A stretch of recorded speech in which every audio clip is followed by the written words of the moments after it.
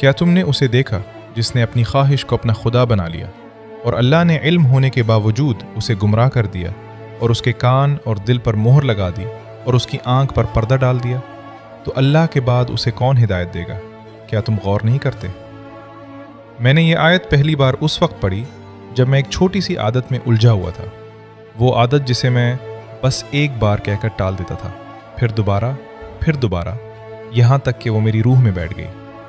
باہر سے میں ویسا ہی تھا جیسے سب ہے، نماز پڑھتا، لوگوں کو سلام کرتا، مسکرا کر بات کرتا، مگر اندر میں مکہ کا وہ مشرک تھا جو اپنے بت کو نہیں چھوڑ سکتا تھا۔ فرق صرف اتنا تھا کہ میرا بت پتھر کا نہیں تھا، میرا بت میری خواہش تھی۔ میں قریش کے ان لوگوں کے بارے میں سنتا تھا جو رسول صلی اللہ علیہ وسلم کو جھٹلاتے تھے، اور سوچتا تھا میں تو ان جیسا نہیں ہوں، میں تو مسلمان ہوں۔ مگر جب یہ آیت سامنے آئی تو میں رک گیا۔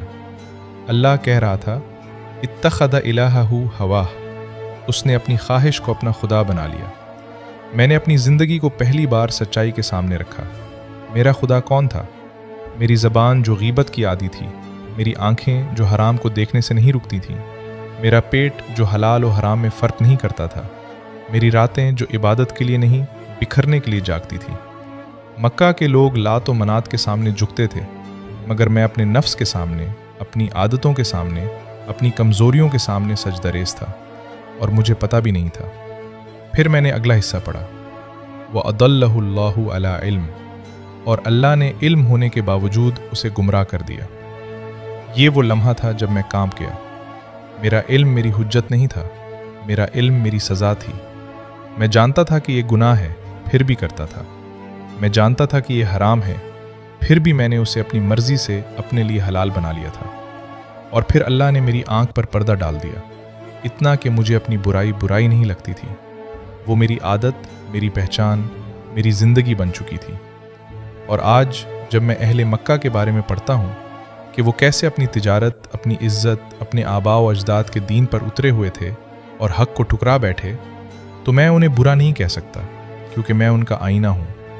وہ اپنی تجارت میں کھوئے ہوئے تھے، میں اپنی اسکرین میں۔ وہ اپنی قوم کے فخر میں، میں اپنے دوستوں کے سامنے اچھا لگنے میں۔ وہ اپنی بستیوں کو نہیں چھوڑ سکتے تھے، میں اپنی عادت کو نہیں چھوڑ سکتا۔ فرق صرف اتنا ہے کہ وہ کھلے بت پوجتے تھے، اور میں چھپے بت، جسے مزہ کہتا تھا، دل بہلانا کہتا تھا، بس ایک بار اور کہتا تھا۔ لیکن اس آیت کے آخری حصے نے مجھے پکڑ لیا، فَمَن يَهْدِيهِ مِن بَعْدِ اللَّهِ، تو اللہ کے بعد اسے کون ہدایت دے گا؟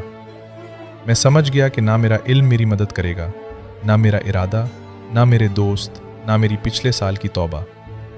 جب اللہ خود کسی کو چھوڑ دے تو کوئی نہیں پکڑ سکتا، اور وہ مجھے چھوڑ چکا تھا، مگر اس آیت نے مجھے پکڑ لیا تھا۔ افلا تذکرون، کیا تم غور نہیں کرتے؟